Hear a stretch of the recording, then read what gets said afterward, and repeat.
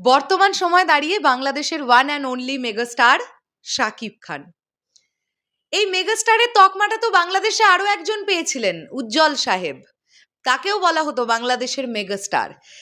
কিন্তু সেই তখনকার মেগাস্টার এখনকার মেগাস্টারকে তো হিংসে কেন করবেন? মানে তিনি যে কথাগুলো বলেছেন বরবাদকে কেন্দ্র করে, যদি সেগুলো তিনি বলে থাকেন, যদিও কোনো লিঙ্ক বা কোনো বয়ান কিন্তু আমি পাইনি, এই বিষয়টা আমি জানতে পেরেছি পরিষ্কার তোমাদের সঙ্গে বলে দিই। বিজয় আছে না, বিজয় সাকিবিয়ান, বিজয় গাইন, বিজয়ের সঙ্গে গতকাল কথা হচ্ছিল।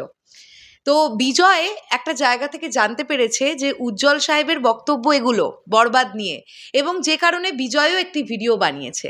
তো আমি ভাবলাম যে এটা যদি উজ্জ্বল সাহেব বলে থাকেন তাহলে আমাদের তরফ থেকেও ওনার প্রতি একটা রিপ্লাই ভিডিও তো যাবেই। অবশ্যই উনি বয়সের দিক থেকে অনেক সিনিয়র, এবং উনি একটা সময় বাংলাদেশ ইন্ডাস্ট্রিতে অনেক কাজ করেছেন, উনি মেগাস্টার তকমা পেয়েছিলেন, তার মানেই লোকজন ওনাকে ভালোবাসতো, এটা নিয়ে কোনো ডাউট নেই।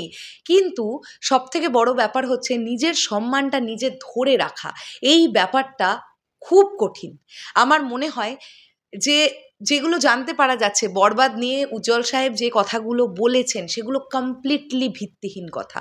তো আমরা এটা নিয়ে আলোচনা করার চেষ্টা করব, এবং আমি প্রথমেই বলে রাখি যে আমি যদি ব্যক্তিগতভাবে কাউকে হার্ট করে থাকি, প্রথমেই আমি ক্ষমা প্রার্থী। কিন্তু মেগাস্টার শাকিব খানকে নিয়ে কেউ A to Z কেউ যদি কিছু বলে, আমাদের তরফ থেকে রিপ্লাই তো আসবেই, কেননা আমরা শাকিবিয়ান। হ্যালো আমার সাকিবিয়ান ভাইরা বোনেরা, চলে এলাম আরও একটা নতুন ভিডিও নিয়ে। আশা করছি তোমরা সবাই খুব ভালো আছো। বুঝে গেছো আমি কি নিয়ে কথা বলতে এসেছি। এবারে আমরা চট করে একটু দেখে নেব যে উজ্জ্বল সাহেব কি বলছেন। যে পোস্টটা বেরিয়েছে, এই যে এটা হচ্ছে সেই পোস্টটা, এখানে আমরা দেখতে পাচ্ছি উজ্জ্বল সাহেবের ছবি, পাশে মেগাস্টার শাকিব খানের বরবাদের লুকটা, এবং তার নিচে লেখাটা আমরা পড়ে ফেলি। উনি কি বলছেন? বরবাদ সিনেমায় টেকনিশিয়ান এদেশের নয়, মানে উনি বলছেন বাংলাদেশের টেকনিশিয়ান নেই, শুটিং এদেশে হয় নাই, মানে বাংলাদেশে শুটিংও হয়নি, নামে মাত্র এদেশের ভাড়া করা প্রযোজক। আচ্ছা, লাইনটা আরেকবার রিপিট করি, নামে মাত্র এদেশের ভাড়া করা প্রযোজক, এদেশ থেকে টাকা পাচার করার সিনেমা এটা। তাই ঈদে এই সিনেমা আসে কিভাবে? বৈষম্যের শিকার চলচ্চিত্র, এদের রুখতে হবে। ঈদের অন্য ছবিগুলো হিট হলে সিনেমার কাজ বাড়বে, তাই বিদেশি টেকনিশিয়ানদের ছবি এদেশে নিষিদ্ধ করতে হবে। উজ্জ্বল সাহেব, আপনাকে প্রথমেই বলি, তাহলে এখনো পর্যন্ত বাংলাদেশ ফিল্ম ইন্ডাস্ট্রির এগোতে আরো অনেক বছর সময় লেগে যাবে। অন গড বলছি, বাংলাদেশে যে মানের টেকনিশিয়ানসরা আছেন তারা কাজ করতে পারেন না আমি বলবো না, অনেকেই কাজ করতে পারেন, কিন্তু কাজ করার জন্য যে ব্যবস্থাপনাটা সেটা বাংলাদেশে নেই, সেটা বাংলাদেশে নেই। তাই জন্য প্রচুর গুণী মানুষ, প্রতিভাবান মানুষেরাও না কাজ জানা সত্ত্বেও বসে থাকেন। এটা আমি বলছি না, শুধু বাংলাদেশের যে কোনো পরিচালক, যে কোনো প্রযোজকের কাছ থেকে জেনে নিন, যে কোনো শিল্পীর কাছ থেকে জেনে নিন, সবার একটাই কথা যে একটা সিনেমা, কমপ্লিট একটা সিনেমা বানাতে গেলে যা যা দরকার সবটা আপনি বাংলাদেশ থেকে অ্যারেঞ্জ করতে পারবেন না, খুব টাফ বিষয়টা। আর বরবাদ যেহেতু টেকনিক্যাল ডিপার্টমেন্টের দিক থেকে খুব রিচ একটা ফিল্ম হতে চলেছে, তাই টেকনিশিয়ান বাইরে থেকে নিতেই হতো। কিন্তু আপনি একটা কথা ভুল বলেছেন। আপনি কি বলছেন? আপনি বলছেন বাংলাদেশের টেকনিশিয়ান নেই এই ছবিতে। বাংলাদেশ, কলকাতা এবং মুম্বাই, এই 3 জায়গাকার টেকনিশিয়ান নিয়ে কাজ হয়েছে। আপনি কিভাবে বলছেন? আপনি জানেন বাংলাদেশের যে স্টুডিওতে ডাবিং হচ্ছে সেই রেকর্ডিস্ট যিনি ডাবিংটা করাচ্ছেন তিনি বাংলাদেশি। বাংলাদেশের যে স্টুডিওতে বরবাদের গানগুলো রেকর্ড হবে সেখানে যিনি রেকর্ডিস্ট আছেন তিনি বাংলাদেশি। তাহলে আপনার কাছে টেকনিশিয়ান অর্থটা কি? মানে আপনি টেকনিশিয়ান বলতে কাদের কাদের ঠিক বোঝাতে চান? যিনি সিনেম্যাটোগ্রাফার, যিনি লাইট দিচ্ছেন, যিনি একজন ধরে নিন নর্মাল মানে সেটে যিনি কাজ করছেন, সবাইকে দেখভাল করছেন, তারা টেকনিশিয়ান, আর এনারা যারা কাজ করছেন তারা কেউ টেকনিশিয়ানস নন। বাংলাদেশ, কলকাতা এবং মুম্বাই, এই 3 জায়গাকার টেকনিশিয়ানস মিলে কিন্তু বরবাদ তৈরি হচ্ছে, এটা প্রথম কথা। দ্বিতীয় কথা, আপনি কি বলছেন শুটিং এদেশে হয়নি? আপনি কোথায় ছিলেন যখন বাংলাদেশে 4-5 দিন বরবাদের শুটিং হলো? এই তো ইন্ডিয়ার পোর্শন কমপ্লিট করে গিয়ে বরবাদ টিম বাংলাদেশে শ্যুট করেছে। তাহলে আপনি কি সেই সময়টা জানেন না যে বাংলাদেশে শুটিং হয়ে গেছে? তাহলে তো বলবো আপনার দুর্ভাগ্য এটা, যে আপনার ইন্ডাস্ট্রিতে দাঁড়িয়ে একটা 15-17 কোটি টাকা বাজেটের সিনেমা তৈরি হচ্ছে, আর আপনি সেই ইন্ডাস্ট্রির এক সময়কার মেগাস্টার ছিলেন, আপনি জানেনই না যে আপনার দেশে এই ছবিটার 5 দিন শ্যুট হয়ে গেছে। আপনি জানেনই না এটা। এটা তো দুর্ভাগ্যকর বিষয়, তাই না উজ্জ্বল সাহেব? এর পরবর্তী লাইনটা আপনি কি বলছেন? নামে মাত্র এদেশের ভাড়া করা প্রযোজক। আপনি শিওর যে রিয়েল এনার্জি প্রোডাকশন হাউস তাদের মানে কোনো কিছু বাংলাদেশে নেই? মানে অন্য দেশের প্রযোজককে ভাড়াটা তাহলে করলো কে? মানে বাংলাদেশের কে ভাড়া করলো তাদেরকে, যে ভাড়া করে নিয়ে এসেছে অন্য দেশের প্রযোজক? তারপরে আপনি টাকা পাচারের গল্প বলছেন। এ ধরনের কথা বলবেন না।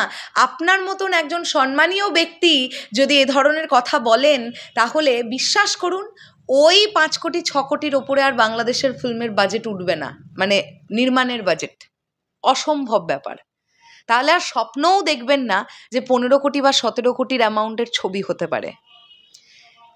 হ্যাঁ, রিয়েল এনার্জি প্রোডাকশন যে এতটা মনটা দিলদার হয়ে এইরকম একটা এত কোটি টাকার ছবি তারা তৈরি করছে, এটার জন্য তাদেরকে সাধুবাদ দিন।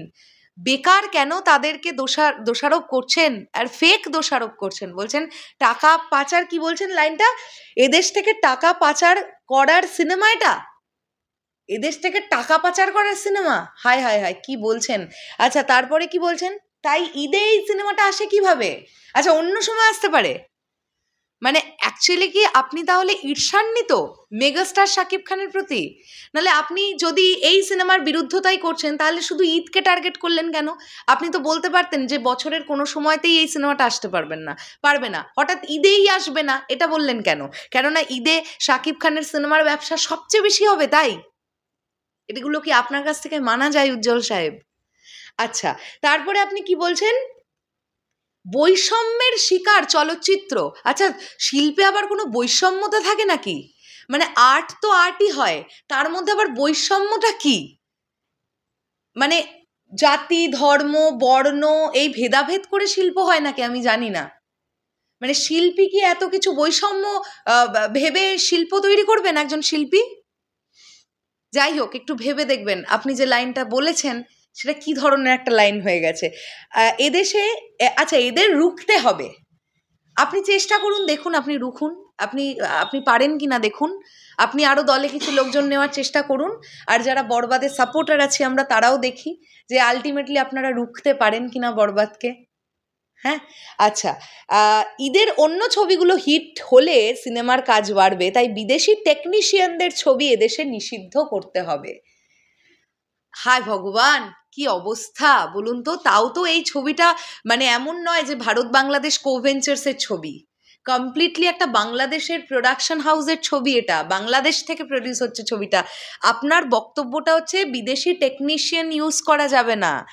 আপনার কথাটা হচ্ছে বাংলাদেশে আতি পাতি বস্তা পচা এ পচা ও পচা কোনো ছবির বাজেট 50 লাখ, কোনো ছবির বাজেট 70 লাখ, যেগুলো কেউ দেখতেও তো যাবে না, সিনেমা হলের সামনে অবধি পা দেবে না, সেই ছবি তৈরি হতে থাকুক। হ্যাঁ, সেই ধরনের ছবি তৈরি হতে থাকুক, আর বরবাদের মতন ছবি দরকার নেই। আপনি বলছেন ঈদে বাকি সিনেমাগুলো হিট হলে তবে বাংলাদেশের চলচ্চিত্র জগতের উন্নতি হবে, আর এই বরবাদের মতন ছবি যাতে রুখে দেওয়া হয়। কি বলছেন? সত্যি আর কিছু বলার নেই। আপনি বয়সে অনেক সিনিয়র, আপনার অনেক অভিজ্ঞতা আছে, আপনি অনেক কাজ করেছেন, আপনাকে নতুন করে বলবার কিছু নেই। শুধু এটুকুই বলবো যে আপনি একটা সময় যে জায়গাটা অর্জন করেছিলেন, আপনার সময়টা শেষ হয়েছে। সব কিছুর একটা টাইম পিরিয়ড থাকে। এই যে আমি আজ ভিডিও বানাচ্ছি, আজ থেকে 10 বছর পর আমার জায়গায় একটা কেউ চলে আসবে, আবার তারপরে 10 বছরে আবার একজন কেউ চলে আসবে। তো আমরা ধীরে ধীরে সরবো, নতুনরা ঢুকবে, এটাই হয়। এইখান থেকে যদি আপনার ঈর্ষার কারণটা হয়ে থাকে, তাহলে আমি বলবো যে আপনি এখন বয়সের দিক থেকে অনেক সিনিয়র।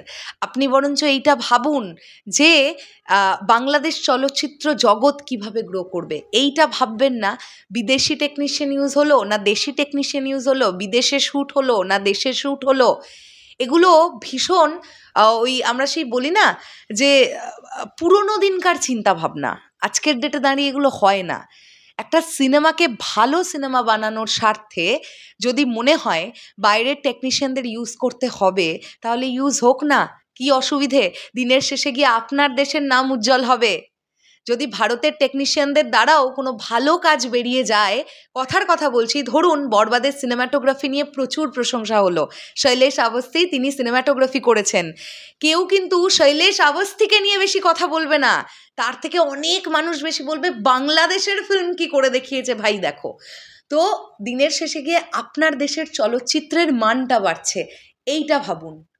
এইগুলো বাদ বিচার করে উল্টোপাল্টা বলবেন না। বাকি সিনেমাকে আপনি সাপোর্ট করতেই পারেন, বরবাদকে আপনার সাপোর্ট নাই করার ইচ্ছে হতে পারে, কিন্তু উল্টোপাল্টা যুক্তি দেবেন না, এটাই বলবার। যাই হোক, যদি আমি কিছু ভুল বলে ফেলি, আমি খুবই নগণ্য আপনার কাছে, আমাকে ক্ষমা করবেন। কিন্তু আমি যে কথাগুলো বললাম সেগুলো আমি খুব মন থেকে বললাম, এবং আপনি যেগুলো বলেছেন সেগুলো কতটা মন থেকে বলেছেন আমি জানি না। যদি মন থেকে বলে থাকেন তাহলে আমরা খুব হার্ট হলাম আপনার প্রতি, আর যদি মন থেকে না বলে থাকেন তাহলে আর একটা পোস্ট দিয়ে বলে দিন না মন থেকে বলেননি কথাগুলো। এর আগেও কিন্তু এরকম অ্যালিগেশন আছে, যে এর আগেও ব্যাপারটা ঘটেছে, যে এইরকম, মানে বুঝতে পারছেন তো ব্যাপারটা? বুঝতে পারছো তো সাকিবিয়ান ভাইরা ওনারা কি বলছি? বুঝে নিও। চলো, টাটা।